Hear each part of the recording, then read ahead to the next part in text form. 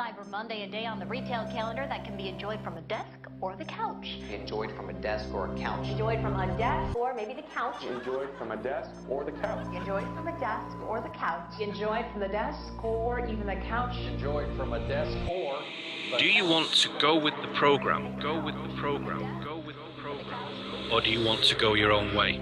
Go your own way. Go your own way. From the desk or the couch. From a desk or a couch. From the desk or the couch. From a desk or a couch. The overwhelming majority of people go with the program. Go with the program. Go with the or wherever you like, as long as you got internet. I want the young motherfuckers in here tonight, no matter what your nationality is. Turn the motherfucking TV off for 1 week. And see if you can survive.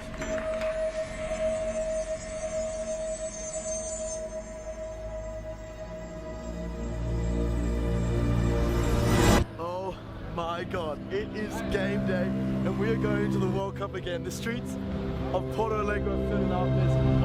I think you can sum it up by saying that mainstream culture is not a representation of human culture.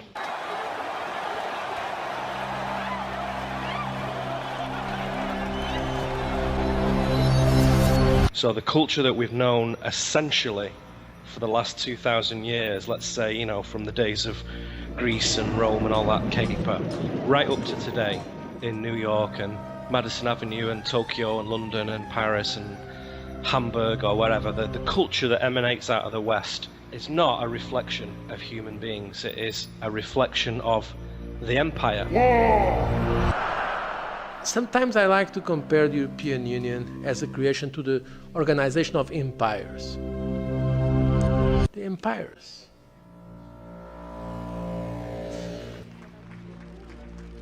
There is really one empire, and it just changes its robes, as it were, its garments throughout history. And that single empire stretches back, what we think as Americans and Britons, quite a long way to Egypt.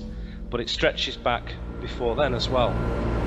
Game of Thrones. Game of Thrones.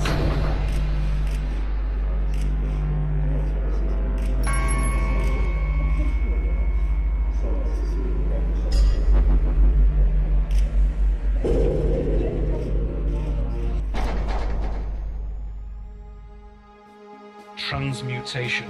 You can go and check that out at transmutationmovie.com. It's a film about uprooting the experience of normality, a piece of art that can be enjoyed and that will inspire us to go our own way. The path of the truth seeker or the mystic or the inquiring individual, however philosophical and articulate we want to be with the language, somebody who's just looking around truthfully in the world, one of the first things you realize is that the empire sets itself against the individual.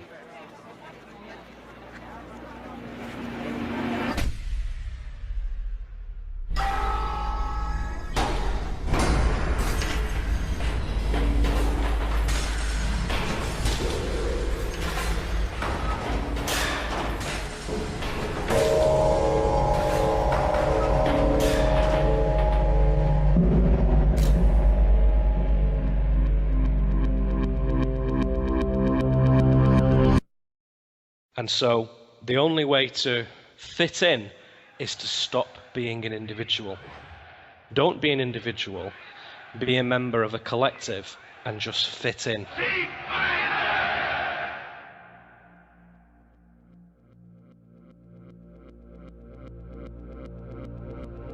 From time to time there's a resurgence where individuals say, hang on a second, no. We're going to be individuals and we're going to represent that through essentially our art, human art, not mainstream nonsense culture, not Justin Bieber and Kylie Minogue. Skip a beat and move in my body, yeah. Most people have cottoned onto the idea that mainstream culture is a load of nonsense. do the Harlem Shake.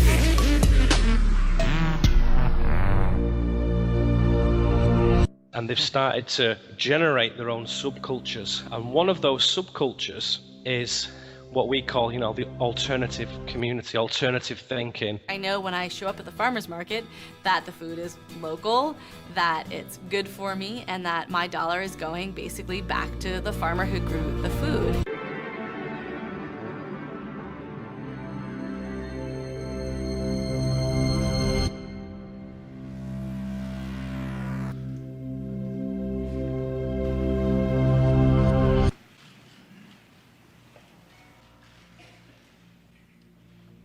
We feel that there's something important going on, which is being kept from us. The Pentagon says that climate change poses immediate risks to our national security.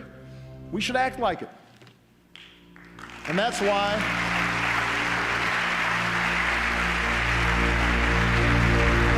it's been that way for many thousands of years, and this is the first time that they're really struggling to put a lid on it.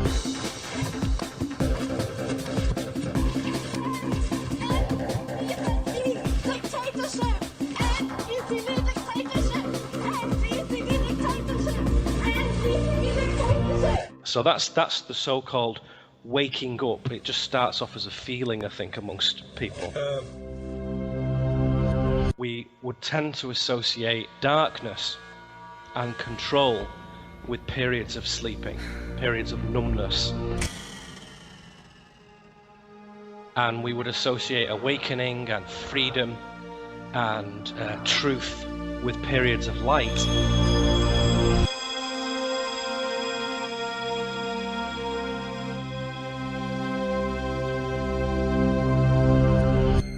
I'm sorry, but I don't want to be an emperor. That's not my business. I don't want to rule or conquer anyone. I should like to help everyone if possible. Jew, Gentile, black man, white.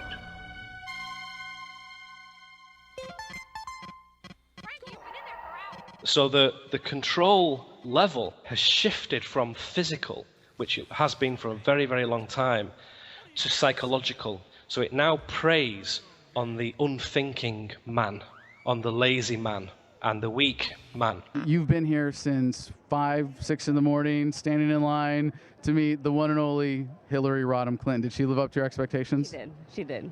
She said she liked my glasses, so, I mean, that's a highlight of my day. What are your expectations from Miss Clinton? That she just continues to be the role model that she is, and she continues to inspire women and affect change, across the world and the policies that she's been working on. Can you describe, like, what specific policies within that you support or that you're excited about? Not necessarily. And so part of the journey of awakening is coming into your sovereignty, into the idea that, well, you are your own boss. We are each our own boss. And one of the key factors that detaches you from control is to assume that attitude. Not in being massively too big for your own boots or arrogant or anything. In the same way that, if we use a popular culture reference, like a Jedi would be master of himself, yeah? In a very humble, powerful, quiet, balanced manner.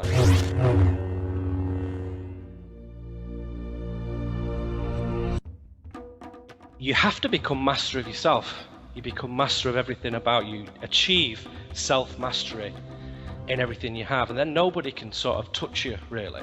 And that is the natural path of the human. That's what everybody is. In a sense, all beings with a human soul are destined for that.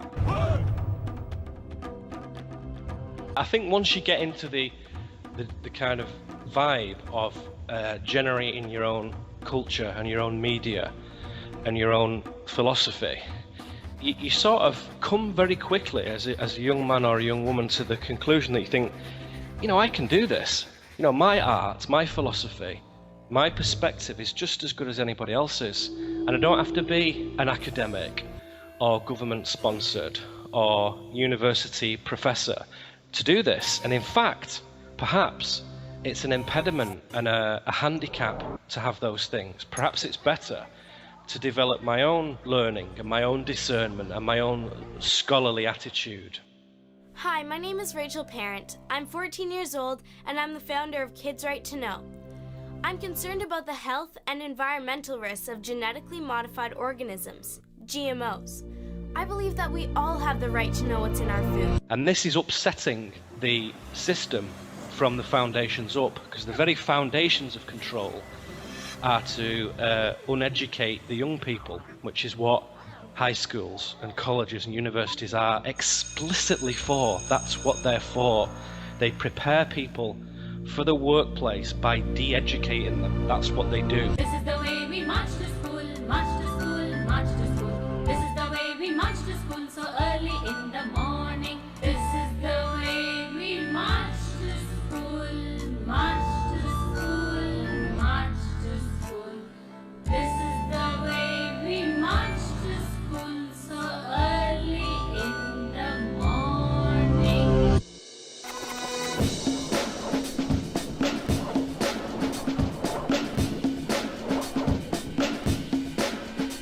So to choose to educate ourselves freely with the information at our fingertips now is a massively radical thing to do, very exciting.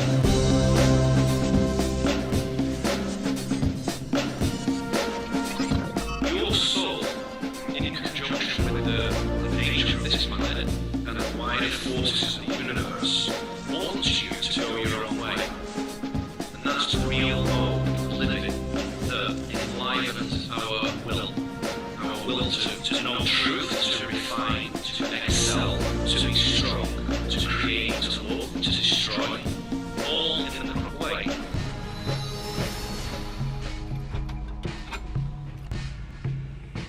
If you're locked up in a little room for 25 years, very quickly you learn that the first freedom is mental freedom, is your attitude. Open your mind. Open your mind. Open your mind.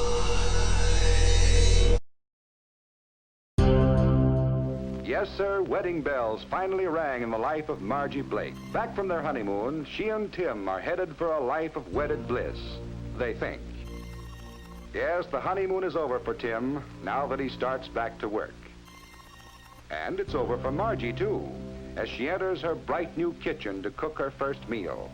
Can she prepare those favorite dishes of Tim's, just like his mother used to make? Our families, our parents and their parents and grandparents and great-grandparents are so ingrained with the idea of class, economic class, blood class, subservience, dominance, power, wealth, aristocracy, that is so ingrained into the blood of our families. Yes, even Margie found that she could learn to cook when she discovered the significance of the terms used in cooking. And Tim will never know she ruined her first cake.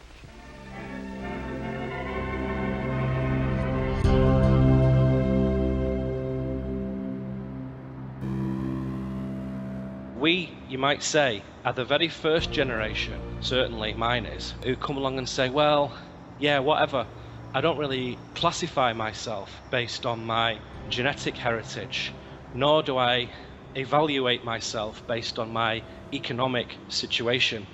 Therefore, that immediately releases me from lots of systems.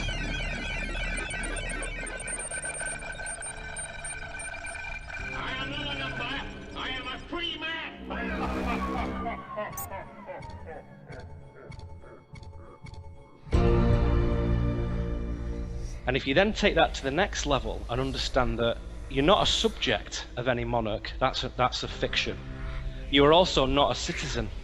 Nobody here is a citizen. If you're a free, human, sovereign being, you are not a citizen. That's a fiction. If voting actually changed anything, it'd be illegal. And if you are enmeshed only in the theatre, it feels like you're trapped.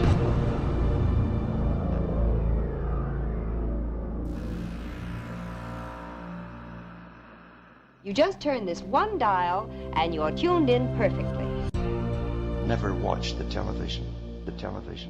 And so the path of the mystic, and this is a sacred and wonderful thing, is to see that that is not true, that you are not trapped in the theatre. Only your mind is trapped here. Open your mind. Once you've understood that process, and once you begin that unfoldment. The unfoldment is a simple choice. It's a choice to take yourself seriously. There can be no unknown areas in the unfoldment. No blocked emotions, no weak triggers. You have to go in deep to balance yourself. It attaches you to your true position of consciousness, which is not here. And to get there, you need to purify your mind, which is the whole endeavor of the mystic is to do that one thing, to purify the mind to an extent where it locates the higher self and begins to withdraw its consent to its own bondage.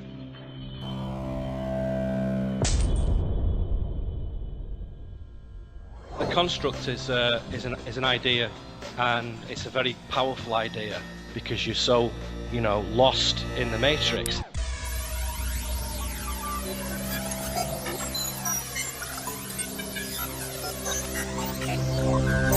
When you see it from my perspective, you will also gain a different perspective, not only on the world at large, but also yourself.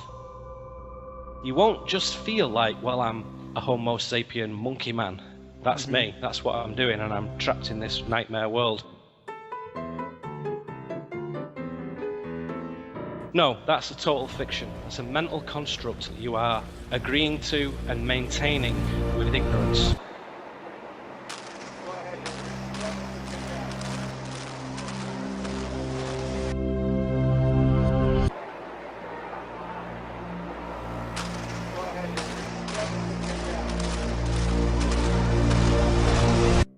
When you've seen it, you won't be able to forget that, and it will have a subtle but potent effect on how you see things, and you'll realize that this solid, massive machine, this clockwork that you call reality, is not very solid at all, and in fact the only thing that holds it together is people's conscious agreement. Yes, we can. Thank you. God bless you. And may God bless the United States of America.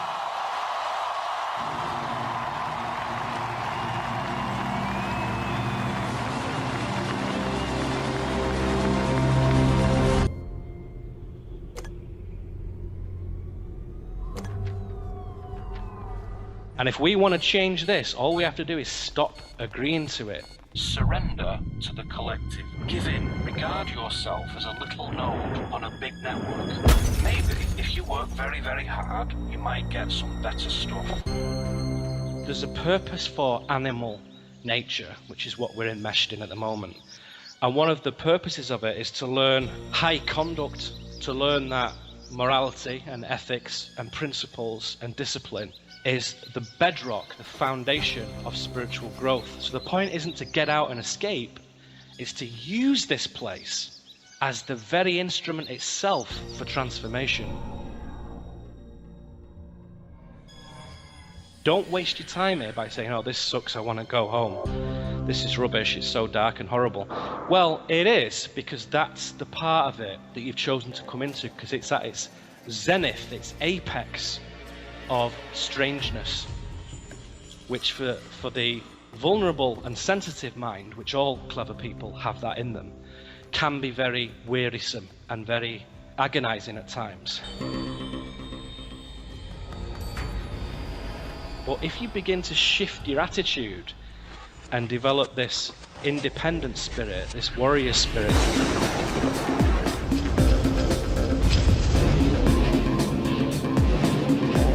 it's his attitude and his understanding of truth that gives him that power. Not his muscles, not some magical force, but his attitude to existence, to knowing that existence is basically cycles moving around one another, and that it is in itself entirely neutral.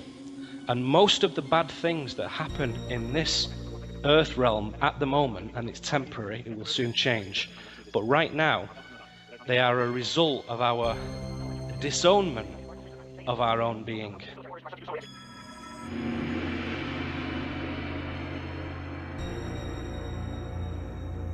To say, well, I don't care, I'll just come to Earth, make apple pie, watch television, go to the office, and just sort of do the best I can and then die. Well, that's how everybody starts off, but if you continue to do that, and 7 billion of us continue to do that, we end up with Barack Obama and George Bush and David Cameron and Angela Merkel and chemtrails and HARP and, you know, all this stupidity. That's what you end up with when you don't grasp your own determined life. Science and physics and chemistry, as we understand it in college and university, that's the construct. It's not fake, but it's only one angle. There are many degrees, many ways of looking at this thing, many perspectives and many angles. But it's so precarious, science, that I think people are starting to cotton onto that and starting to not take it quite so seriously. This construct is echoed through all hubs of the system. It's everywhere. Everywhere we look, this construct stares back at us.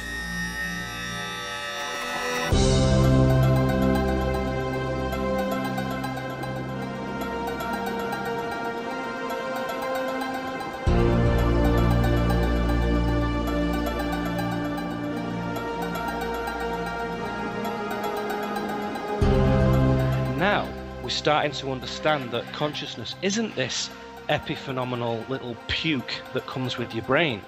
It's actually something that is flowing all the time throughout the system, and all we do is open up a little porthole in our head and let it flow through in one ear and out the other. And depending on the quality of that vessel determines your experience of consciousness. Whereas when you start to engage and make that active and think, hang on a second, maybe I'm okay to create some things and to think differently. So the more engaged you are, the more that happens. And you start to formulate your own code of conduct as a man of honor and power on the planet. And that built into that is humility and intellect, creativity, peace, destruction, creation, everything. And that starts to have an effect on how you change the world around you. When you want to change your circumstances, change your girlfriend, change your bank balance, change your clothes and your music and where you live and what food you eat and who you spend your time with, that starts to fall into place with your own growth. And as I've said many times, when the universe, the ecology of life around us, sees that you are taking yourself seriously, bettering yourself, becoming a truer being, it helps you, and it starts to throw you synchronistic breaks, and it starts to give you gifts, and it starts to just give you a bit of a helping hand, really, and say, hey, you're not alone on this, you know, because the universe is doing the same thing we are. It's trying to refine. It's a work in progress. It's not a finished thing. It's continually refining, and we're part of that refinement.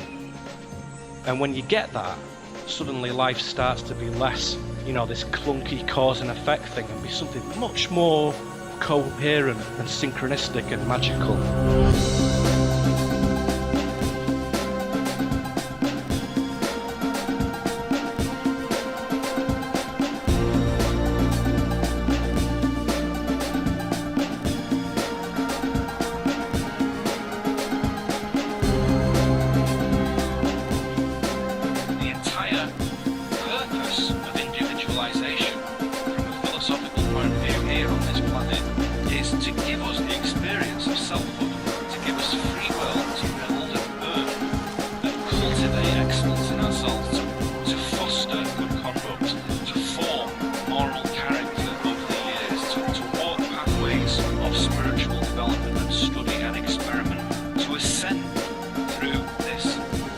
School of life.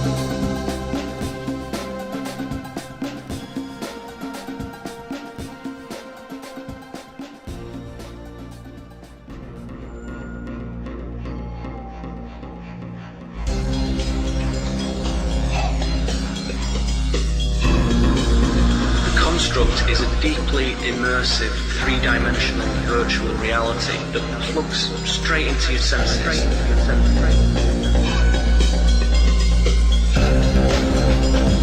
Construct is a map. Normality is the religion of the construct. When they start to lose faith in the construct, it begins to falter, it begins to lose its equilibrium. The construct is clever.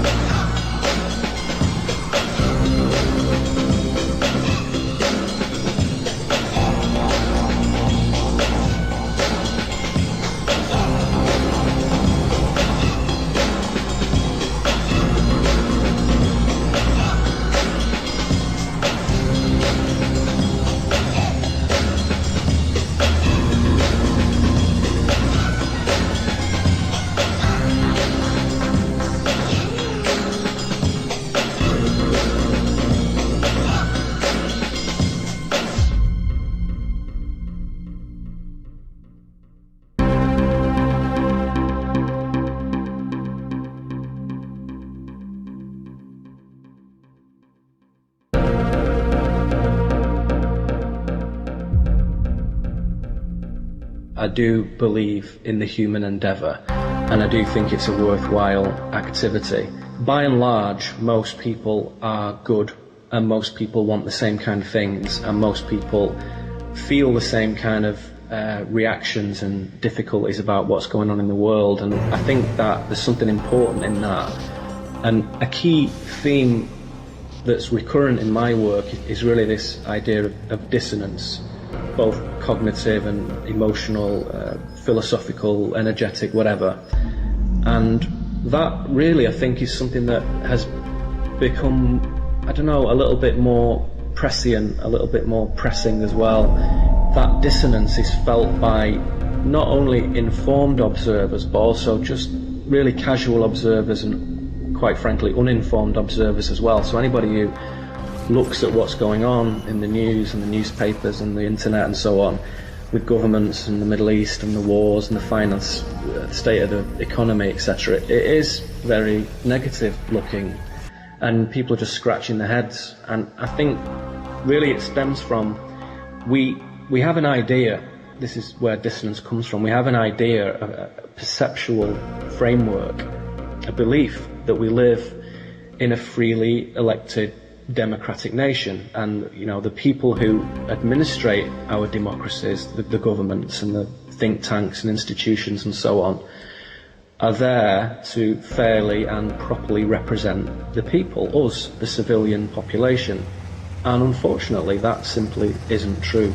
And no matter how you look at it and how deeply and how analytically you scratch away at this thing and chip away into the substance of it, that is the case, that actually isn't true. We don't live in that kind of world, and in my view, we never have done.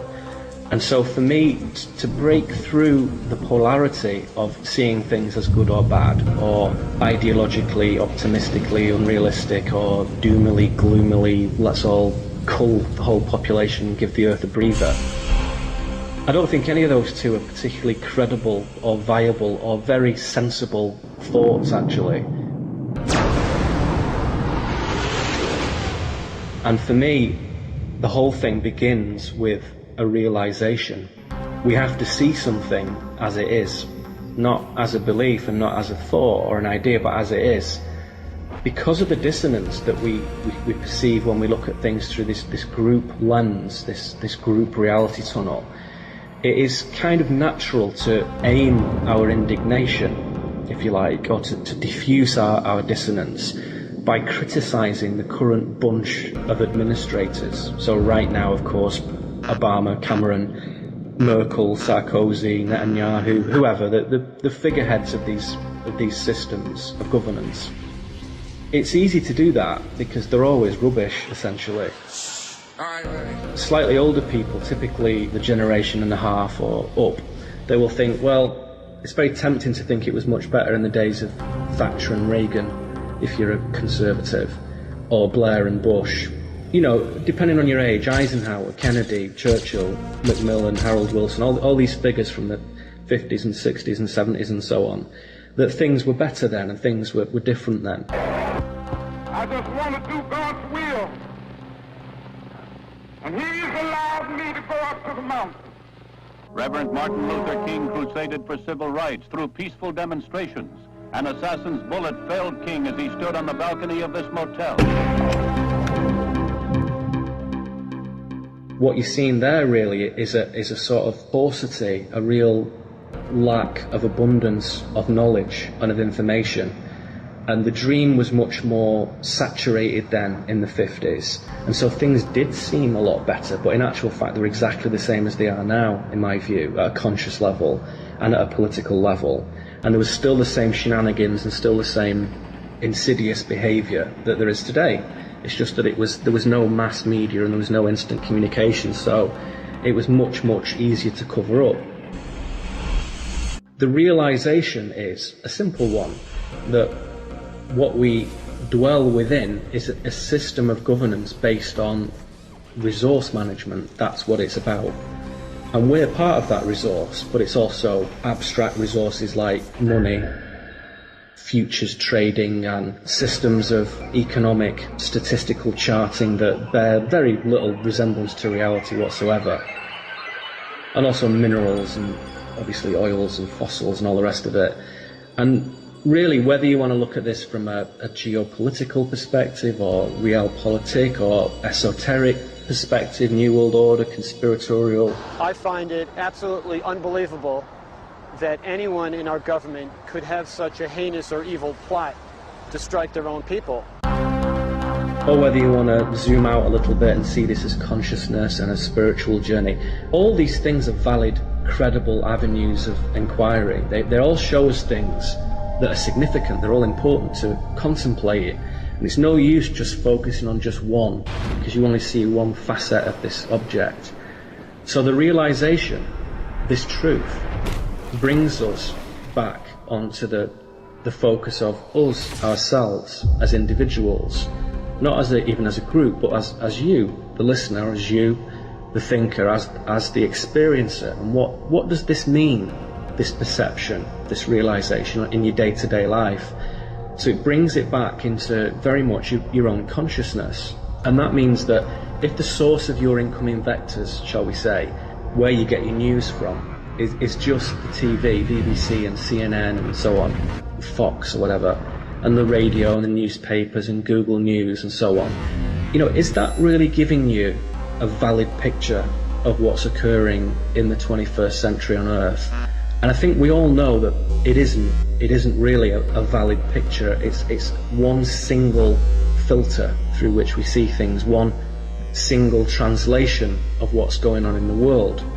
So the first thing to deal with, to grasp this realization, is in this sort of impulse of understanding what's happening in your community, what's happening in science, in music, in art, technology, spirituality. What are people doing who have long since anticipated or experienced this realization and who have already gone through it? What are those people doing? The realization really boils down to a simple truth, which is the world really isn't the way we were told it was. Now that is very, very self-evident, and there's no real escape from that.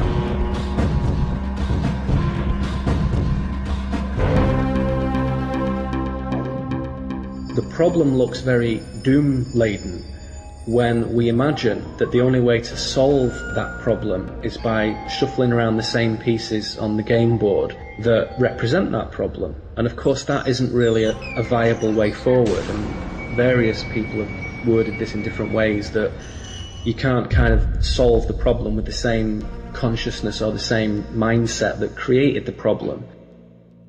Always with these things, it brings us back to what are we going to do in our own lives, because that's where the whole thing for me emanates from.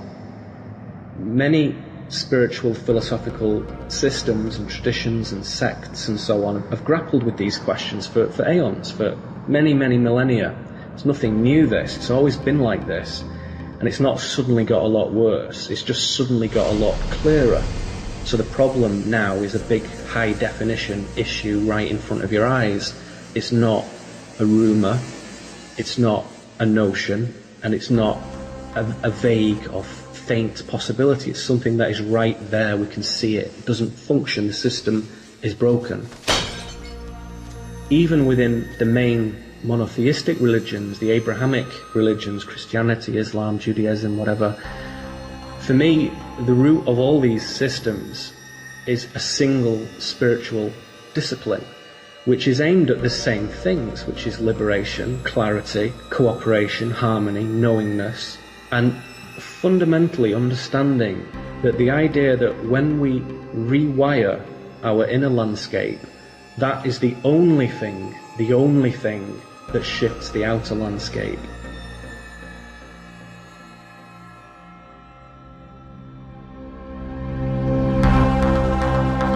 If that is consigned to, well, that's all very nice, that's a bit of New Age philosophy or a bit of old stuff wrapped up in some, new paper or whatever, we can't do that anymore, because that is where the solution lies. That dissonance that I speak of, that arises from the fact that we constantly seek to disavow this truth of the inner landscape of what we are and what we're doing here. And the longer we disavow that, the worse things get on the outside. So in a very, very literal sense, and I must admit even myself over the last decade or whatever, it's increasingly got this way for me, the outside is a very literal translation of what's going on the inside.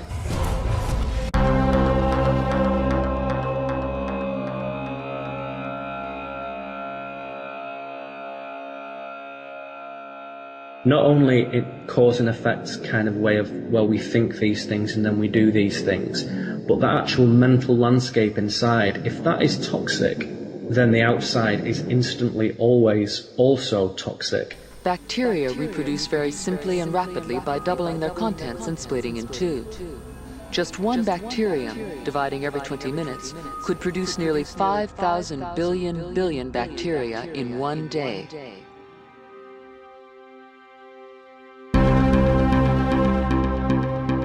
We have to go to that inner space to correct this problem, and that is where this solution and this issue lies for me. I remain extremely optimistic because our facility for transforming that inner landscape in a very real, hands-on, simple way, and all the different techniques and tools and tactics and strategies and so on, are very well documented, very well laid out, and despite various attempts to subvert those, the accessibility of that information and hide it and conceal it, hasn't worked. It's all still there, it's all over the place.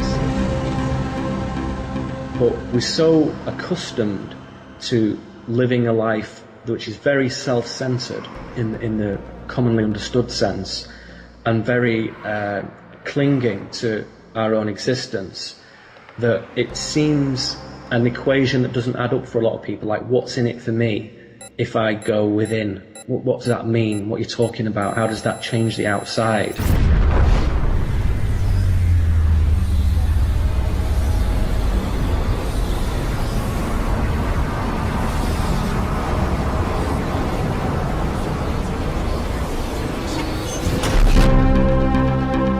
We do find ourselves at a stage where we've all been in this university, this college, whatever, for a long, long time, and not many people are anywhere near graduating. They're all still pissing around in the first few classes, in the first couple of years, and they don't understand that the progress, the growth, the ascendance through that school is what it's all about. That, in my view, also accounts at a higher level for why there's 7 billion people here, because nobody's really graduating. Everybody keeps arriving, but few people feel equipped. And I stress feel equipped, not that they're not equipped. They don't feel equipped to deal with this inner reality. The sense that the two things are separate, the inside and the outside, is the fundamental problem. So unless you understand the bridge between the two, then it is an insurmountable issue, and you might as well just vaporize the whole place, Vogon style, and just start again.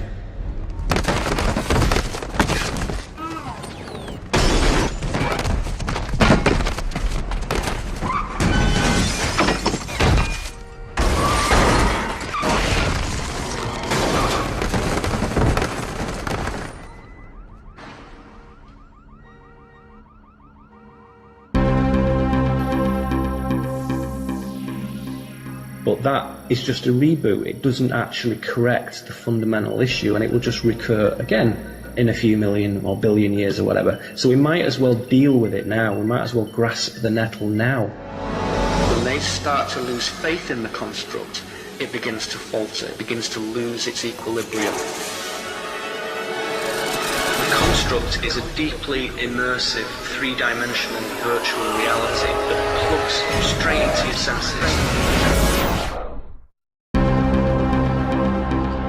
I think it is important that always preceding a new way of doing things is a destruction of the old way of doing things. And I don't think that's anything to be afraid of. It isn't the case that you can move from one moving train that is going north and just jump across from the cars to the other train that's moving south without actually getting off. So you have to get off and stand there in the wilderness, scratching your head, looking at both trains disappearing. It's not possible to smoothly step from one system into another.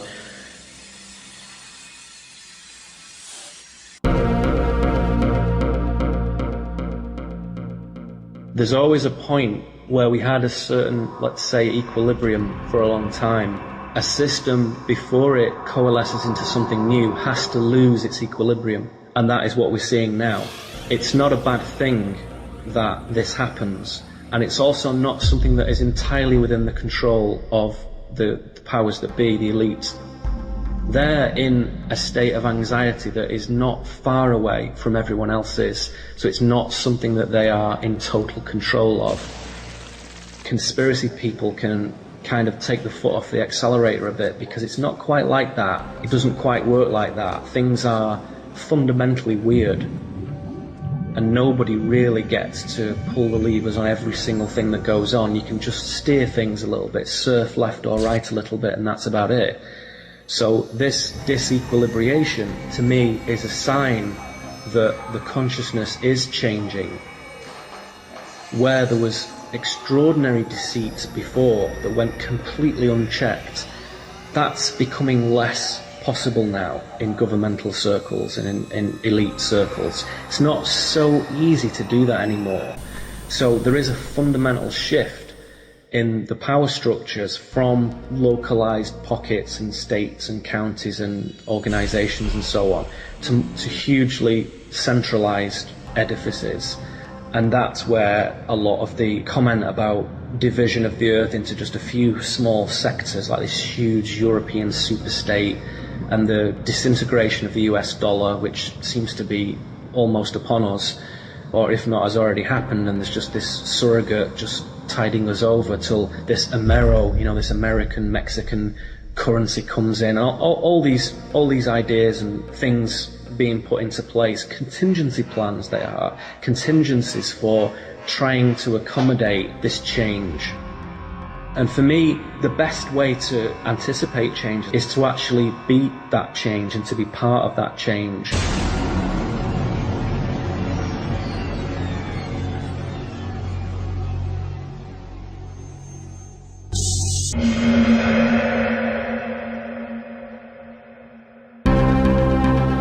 If you can change what you do yourself on a day-to-day basis and where your resources come from, and again, not just your material resources, but your social and emotional resources, and where does your inspiration come from? Where does your fulfillment come from? How much joy is there?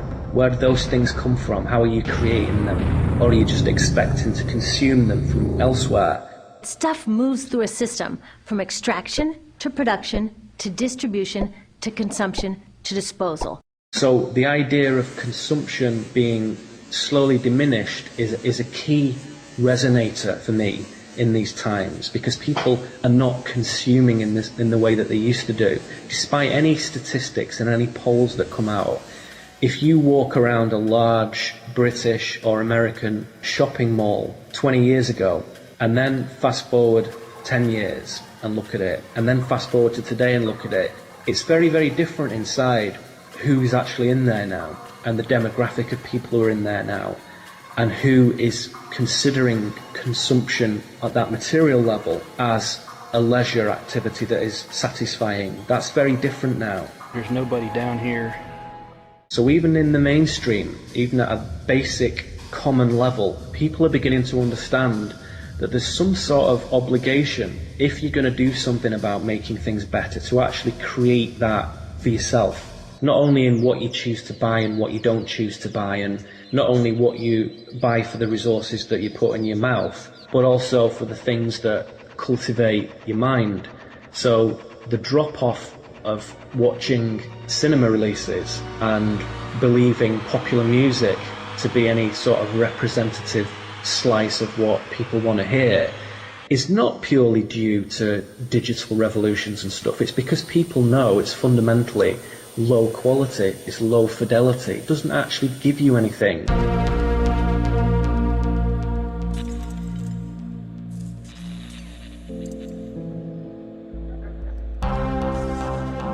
It's an expression of something that is really quite dehumanizing.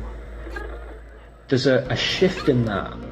This state of disintegration, which is quite a natural thing, it's quite an organic thing, which precedes a new way of doing things. And what people aren't sure about is, well, I know I don't want to do this anymore, but hand on heart, I'm not entirely sure what I do want to do.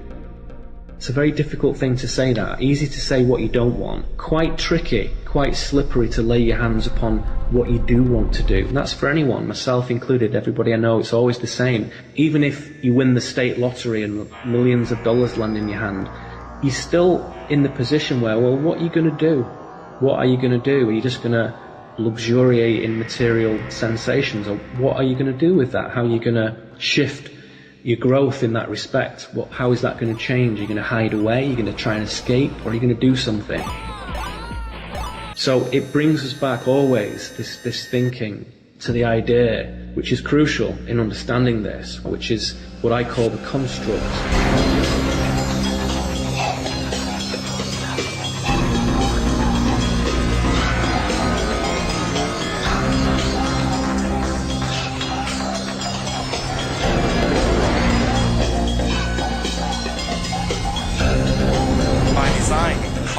Normalizes the perception of everything and everybody.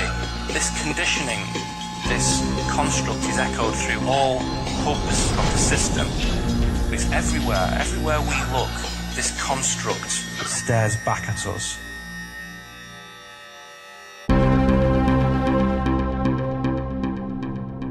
And the construct really is a map that is given to us, given to everybody when they first arrive, when they first show up on Earth. And unlike a normal two-dimensional map, which just shows us pictures of where things are and how we get to them and so on, the construct is a deeply immersive, three-dimensional virtual reality that kind of plugs straight into your senses.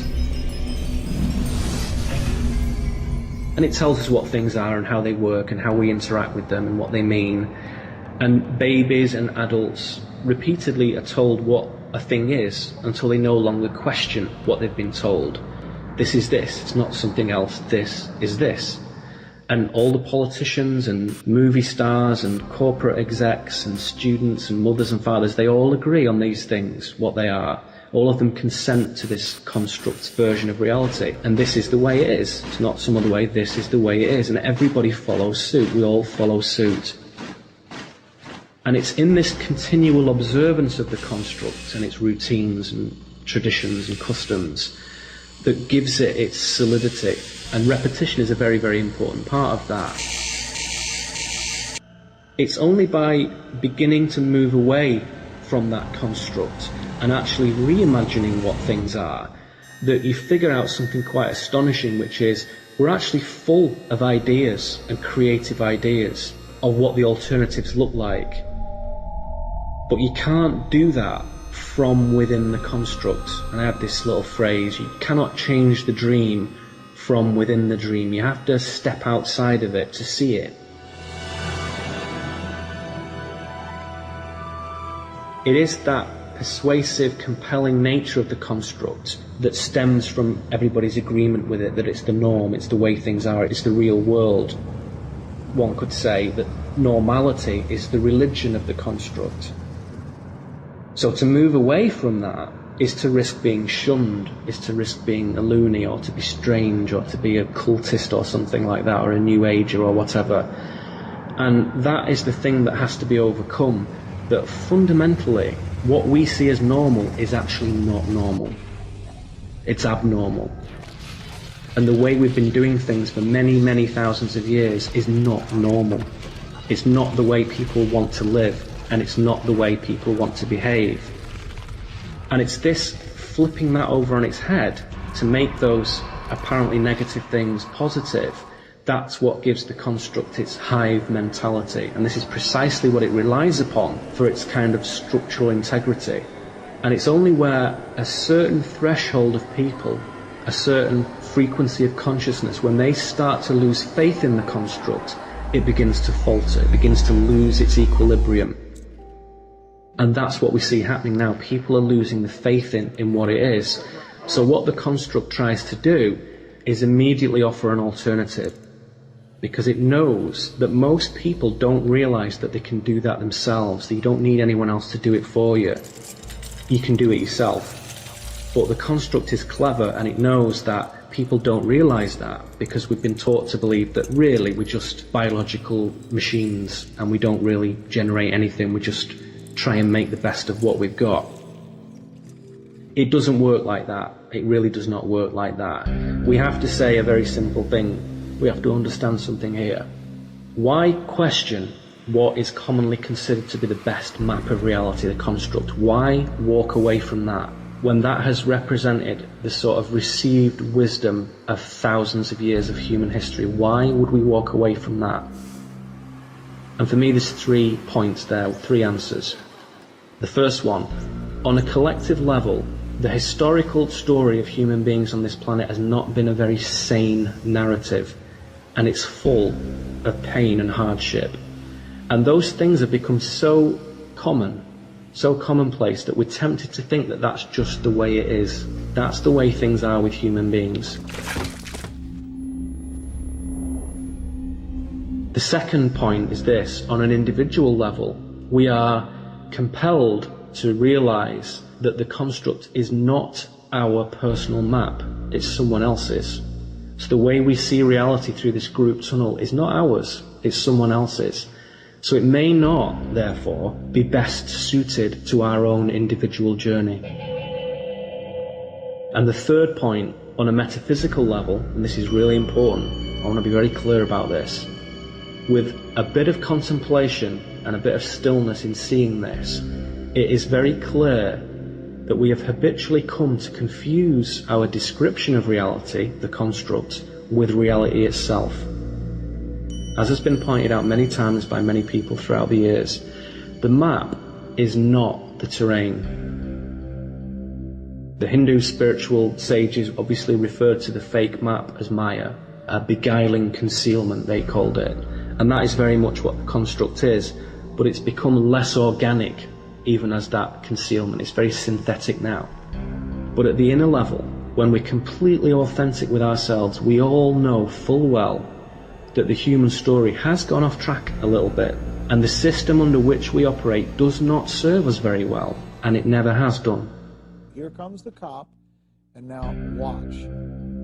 Does it look like he... Boom, boom, and now to the ground he goes. And so it is time to do things differently, and that begins with moving away from the construct.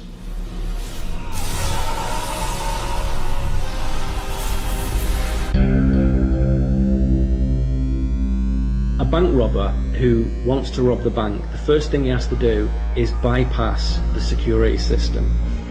And the key to doing that, to penetrating that security system, is in understanding who created the system, how it was created, and what actually is it designed to protect.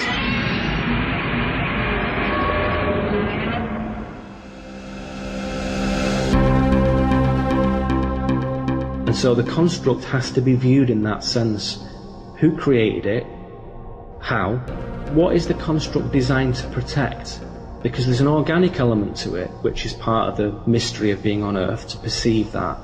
But there is a definite synthetic element to it as well. And it's that synthetic element that deserves our analysis. Very often we can say that the left brain impulse in humans to label and categorize and file and turn everything into this huge taxonomy, this hierarchical system of classification, doesn't really help us hugely in that respect. And so we have to exercise the right brain impulse a little more, the intuitive impulse, the creative impulse.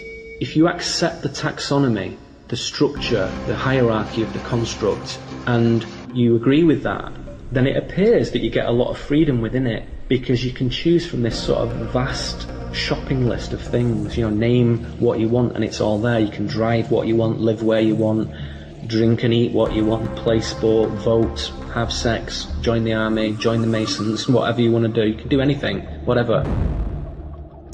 That's the genius of the construct, and it feels like freedom when you can select from its shopping list, but it is not freedom. That overwhelming degree of choice really deters people from any further contemplation of what real liberation is, what real freedom is. It's only by moving away from that construct that we begin to understand that we do have our own choices, and you only know that when you begin to do it. And the easiest way to do it, to begin that inching away from it, because it's not wise to entirely jump out of it if you've spent your whole life there, because it's too much of a shock. It's like jumping into a freezing cold ocean. It's just a massive shock to the system, and the impulse is just to jump right back out again. So you have to do it little by little. It's a prudent way of approaching it, and the way to do that is to move away from its media, is to move away from its broadcasts. We'll do it live! Fuck it! Do it live! I'll write it and we'll do it live! Fucking thing sucks!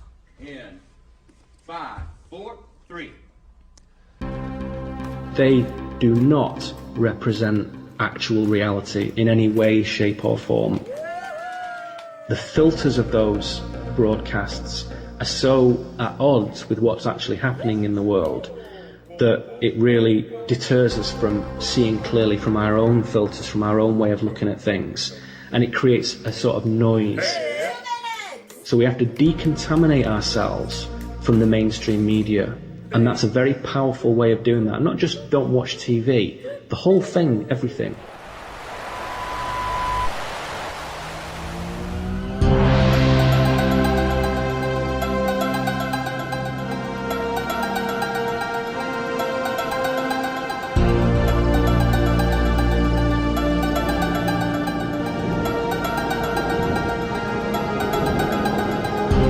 So to move away from that noise creates space for us to receive the real signal of reality.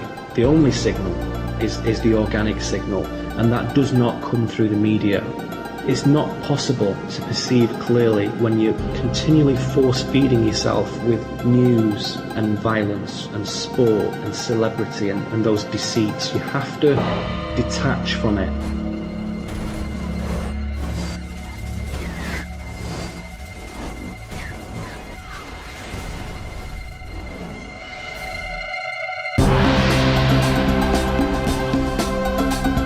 A very wonderful thing happens, which is that your view of reality begins to shift to a real one. So you still see the black and white and the grey, you still see the positives, you still see the negatives. You don't detach yourself by hiding, you detach yourself by reformulating your own perceptive apparatus to say, I am going to see things as they are. I'm still going to walk through New York City, I'm still going to walk through London, I'm still going to walk through the countryside and see things as they are, but I am going to decide what is newsworthy, and I am going to decide how much attention I pay to local, national, international affairs, and what is relevant and what's important. And so you can still look at whatever you want to do, but you claim the power in this respect by determining for yourself what you want to look at, what you want to put your energy into, what you want to become conscious of.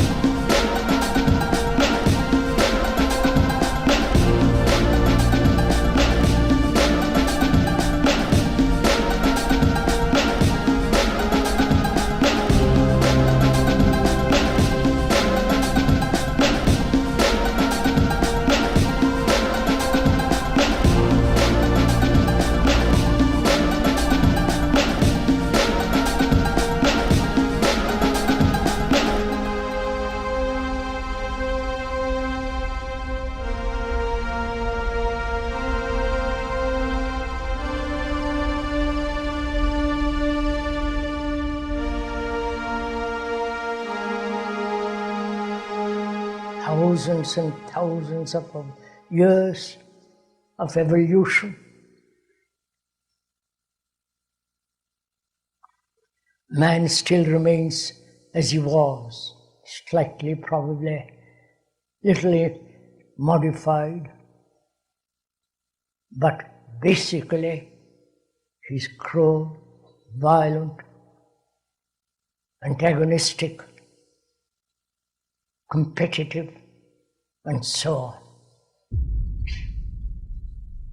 Each one of us thinks we're independent individuals with his own sick, narrow problems and limited points of view. But when one begins to inquire deeply why human beings, after so many million years, why have we become like this? Divided, fragmented, contradictory, confused, everlastingly seeking pleasure, never ending his sorrow,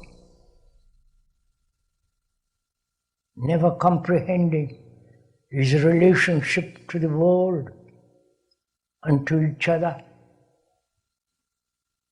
Why there is this infinite conflict between man and man.